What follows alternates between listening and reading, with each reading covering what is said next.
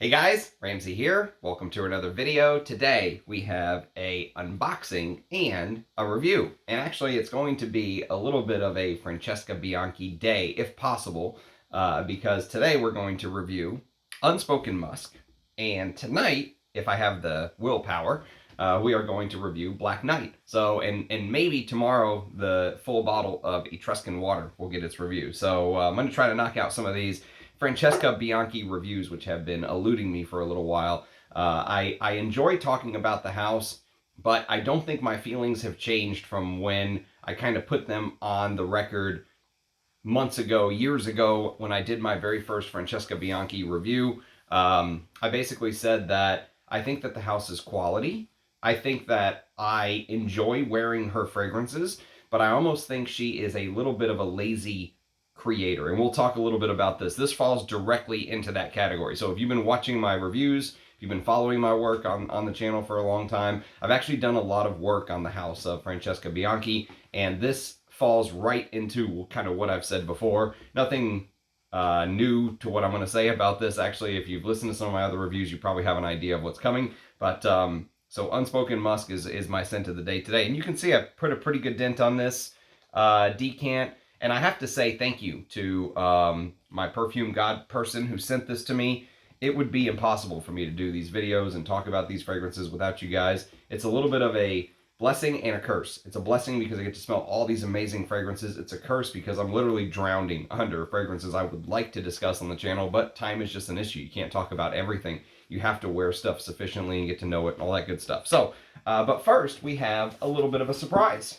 An unboxing, and this is from what is jokingly, although maybe not so jokingly, referred to as my Amouage sugar mama. Allie sent me this package, so you know it's going to be an Amouage in here. So thank you, Allie. As always, I very much appreciate the generosity and kindness. You know, I remember whenever I first started the channel, I kind of gave some of the that's a gift for my daughter. Thank you, that's awesome. She loves this show, by the way, Masha and the Bear. I kind of gave some of the reviewers who always ask for donations and money and stuff like that a hard time because I didn't want money or donations. What I wanted was perfume. And you guys have absolutely answered the call. Hands down, you've answered the call. So, you know what's funny? Is I actually got this. She sent me a sample of this fragrance from the house of Moudon. I just got this house sample for the very first time the other day. And so, yeah, I smelled it. It wasn't too shabby either. So you'll be hearing about this house. I think it's pronounced Moudon, if I'm not mistaken. So that's a little sample she included. So thank you. So I know what this is because she told me what this was. And I'm very much excited to have this in the collection. Cannot wait to talk about it on the channel.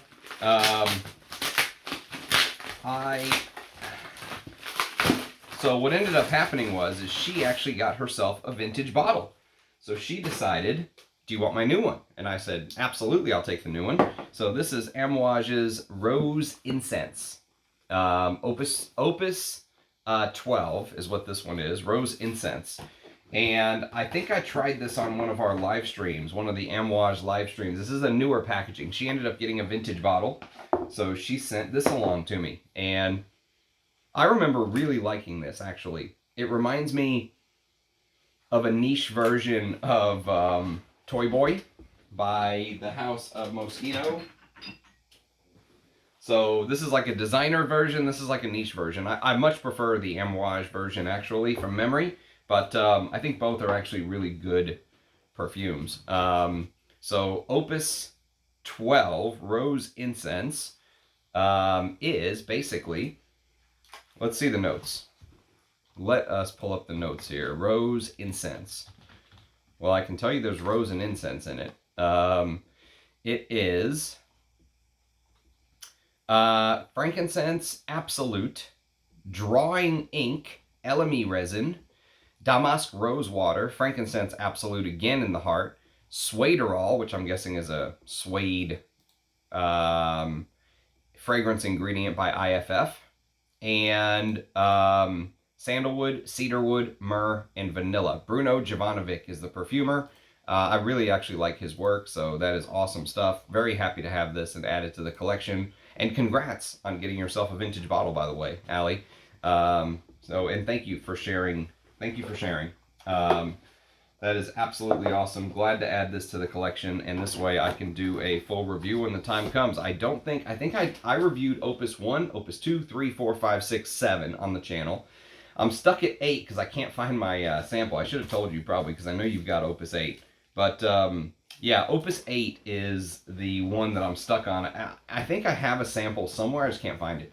So once I find it, I can continue my Opus reviews because I'm going in order. So we still have 8, 9, 10, 11, 12, 13, and I think actually I might have reviewed Opus 13. I'll have to go back and check. I might have done a early impression video or something on it, but yes, we are going in order. So more Opus reviews to come. Worry not, especially Opus 12. So that'll be awesome stuff. So thank you, Allie, again for your generosity and kindness and your focus on the House of Amouage.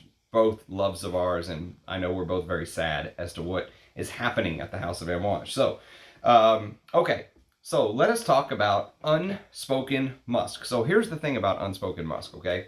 If you want to just turn off the video now and do the Cliff Notes version, this smells to me very similar to every other Francesca Bianchi fragrance. I'm sorry, it just does. There's no other way for me to kind of get around it, okay? I've been wearing it all day as my scent of the day, and I like that DNA that she's kind of created, okay? But her creations go back, I think, to 2016, 17, 18. This is a 2022 release, and she's still creating stuff that smells very, very similar to what she was creating 5 years ago. And that's a little bit crazy to me. I really feel like houses and perfumers and you know, fragrances should adapt and evolve and change and try something new, try something different. I understand she has this accord that she absolutely loves, but I think she really overdoses this Orris butter, Orris concrete. I mean, she was very congratulatory or self-gloating of the fact that she uses Orris concrete at 13% irones or you know, something like that on her website that I once read. And while that is high, Russian Adam sent me some Orris at 80% iron. So it's not that high when you really think about it. Now that is unbelievable. Never heard of. But so she is using good quality ingredients, but I really wish she would kind of step out of the box and do something different. You know, try to create something that doesn't smell like she overdosed that same base. You know what it feels like? All of her fragrances feel like there's like a base, and they all start at the same place, and then she just kind of tweaks one or two things and calls it a different perfume, honestly. And I like them, I would wear them, but I just wouldn't spend my hard-earned money on them, okay? So I enjoyed wearing this as my scent of the day today. I just wouldn't go out and buy her perfumes. I bought one, and I was like, never again. You know, I'm not going to spend any more money on the house, although there are some I would rather have than that. Like if I could do a trade for the Lover's Tale or Under My Skin or Sticky Fingers or Sticky Lips or something like that, I would do it. But her fragrances are kind of done in a way where it feels very repetitive, if you will. And when you're a frag head, at least for me, I want to smell something new and different. It's one of the reasons I loved when Christopher Chong was at Amouage. He took all these chances and did things differently and stepped out, right? So Unspoken Musk, the idea behind it, I like. But she then took that idea and twisted it a little bit. She butchered it and turned it into just her making the same old smell. So her idea is that Unspoken Musk is supposed to be an example of what musk evokes in her. Okay? So this is not supposed to smell like a realistic musk note. This is not her saying, this is what, you know, clean musk smells like or dirty musk smells like or something like that. This is her saying this fragrance, Unspoken Musk, is supposed to evoke the feeling of what musk does to me. Okay? When I say me, I mean Francesca Bianchi. Okay? Here, I'll read you the blurb. According to the website, Unspoken Musk is my personal musk, and in the olfactory map, it's located in a region closer to humanity and sensuality. Okay? It is an emotional musk. since it almost generates a physical reaction while you're experiencing your deepest emotions. Sweet, velvety, persuasive, dirty, flowery, human, innocent and sinful at the same time. Musk represents the dichotomy that defines the human being. Okay. Very deep, I would say. So she says, perhaps with boldness, I want to venture into a territory even more dangerous than the pure expression of personal instincts translated into perfume, i.e., offering my own interpretation of raw materials, the building blocks of a perfume composition, as well as the crucial pillars of the history of perfume. So this is supposed to be what Musk, it's supposed to define what Musk evokes in Francesca Bianchi, if that makes sense. That's the blurb. I like the blurb. The problem is she took that and went, okay, well, what it evokes in me is a fragrance that smells like every single one of my other fragrances. And I'm like, come on, give us a break. So, like I said, Francesca Bianchi Day, we'll do maybe another one after this as well. But what's funny is, so the note listing, here's the note listing according to Parfumo. Immortelle, bergamot, orris butter, magnolia, musk, castoreum, tonka bean, civet, patchouli, vanilla, cypriol, and sandalwood. And the first myth that I would pronounce about this, at least to my nose, this is all of this YouTube stuff is all just opinion. Someone else may have a completely different opinion, but this channel is mostly about kind of documenting my 2 cents on it, the way that the perfumes make me feel, the emotions they elicit, and stuff like that, right? So if you blindfolded me and you put this under my nose, first of all, you could tell it's a Francesca Bianchi instantly, okay? That soft, like she said, velvety, powdery, orris butter thing, orris concrete thing that she uses is there from the very beginning. But I always like to play this game where I try to guess what the notes are before I actually see the notes, right? So I wore this to bed the other night, and I remember when I kind of just guessed, I wrote down my notes, and I said, there is this osmanthus-like twist. So I was guessing this was the same old Francesca Bianchi DNA with a little bit of like an osmanthus twist. And the reason is that I pick up on a pretty big and pronounced fruity note. Now, if you watch some of my blind sniffing sessions from the past, you'll know that my nose is actually pretty good blind at picking up, woods, things like oud, certain florals. I pick up a lot of that from the beginning, but sometimes fruit notes elude me, okay? Excuse me, sorry to do that in your ear. But sometimes fruit notes elude me, but this is a huge fruit note to me, and it's not listed. Now, to be fair, magnolia can sometimes give off a little bit of a floral fruity aspect, but this is like a fruit note on the scale of, I think it's very close to the scale of like Tiger, which I reviewed on the channel. Tiger had this huge like peach jam, almost like peach conserve like smell, right? Very rich and bold. And you know what? I got this big fruity note, mixed with a lot of musk in the top, or what I would consider her interpretation of musk to be in the top, even though it's not, there's no musk in the top. I wrote musk in the top. And I wrote osmanthus. And the reason I wrote osmanthus is I was guessing that osmanthus is actually what was giving it that weird fruity, floral slash,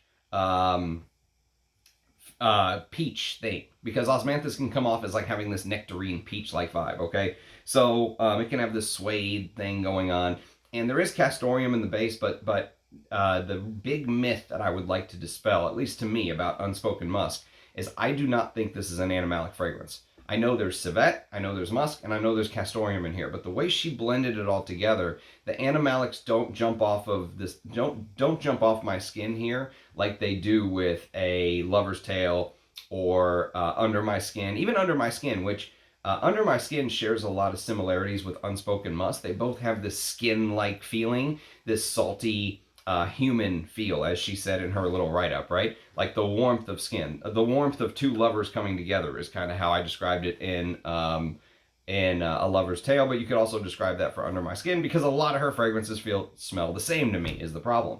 And it's just a little tweak here, a little tweak there. Even the one that started out completely different, which was Sticky Fingers, it started out with this old school, hardcore, honeyed patchouli thing that reminded me of Givenchy Gentleman. It dried down to something that smelled very similar to this. All of her fragrances just kind of seem to just go in the same direction. like they're all clouds following the same airway, you know?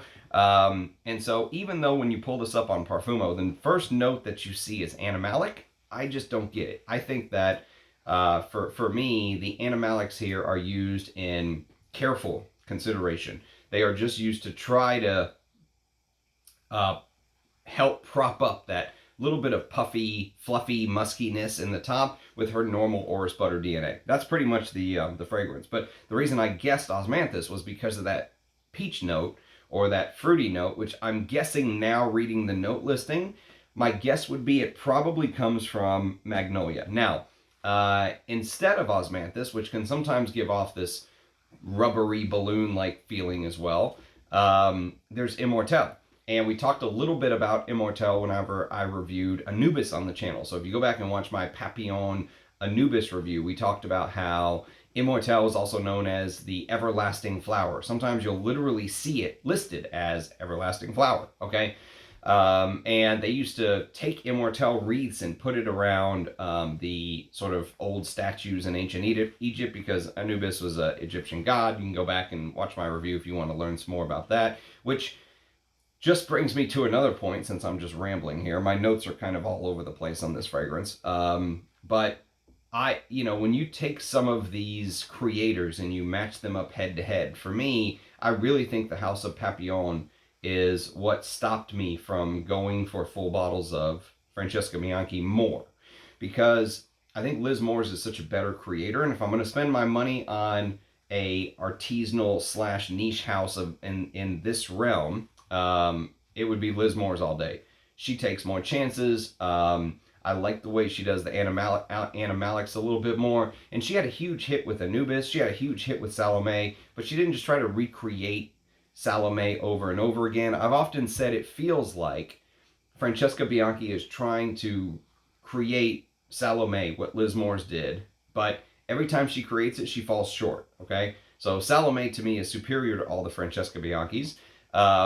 And so it just seems like Francesca Bianchi is trying to kind of play catch up, is what it feels like to me. That would be my interpretation of things, okay? So there is some leathery castoreum in the base, and I think that's why I was guessing the osmanthus. I think the castoreum gives off this leathery feel. Sometimes castoreum can also feel slightly metallic. It can give this like zing, you know, like sticking a penny on your tongue, right? It can be this animalic castoreum, but every time I smell castoreum from Francesca Bianchi, it doesn't have that sort of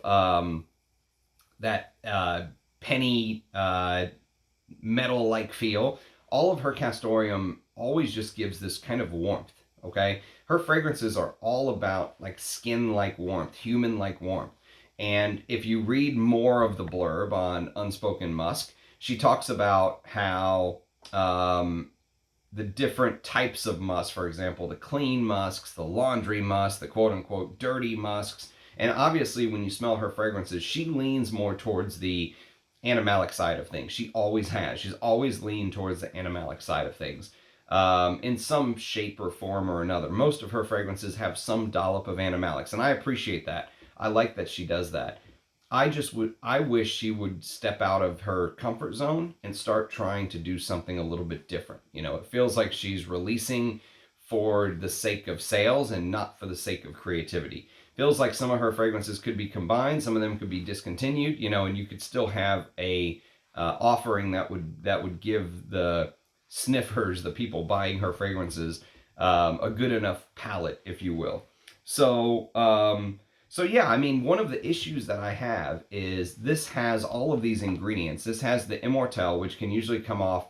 Immortelle to me can sometimes feel like you're, imagine you're looking out at like dry wheat fields. Or, you know, the scene in Gladiator when he's going to die, or he thinks he's going to die, and he's like rubbing his hand across like the dry wheat as he's walking. That's kind of the way immortelle feels. It has this sort of dry, crunchy like feel, like grass is so dry it's turned to hay. Immortelle has a little bit of that, and it also has this golden hue, this golden aura, if you will. And that is the little bit of a twist in the top of this fragrance. So you get that golden aura immortelle, you get a little bit of bergamot, but the problem is even though she used magnolia, which is a flower that I absolutely love. I think Dmitry Bortnikov is one of the best at using magnolia. If you want to explore some amazing magnolia scents, check out Dmitry Bortnikov's work.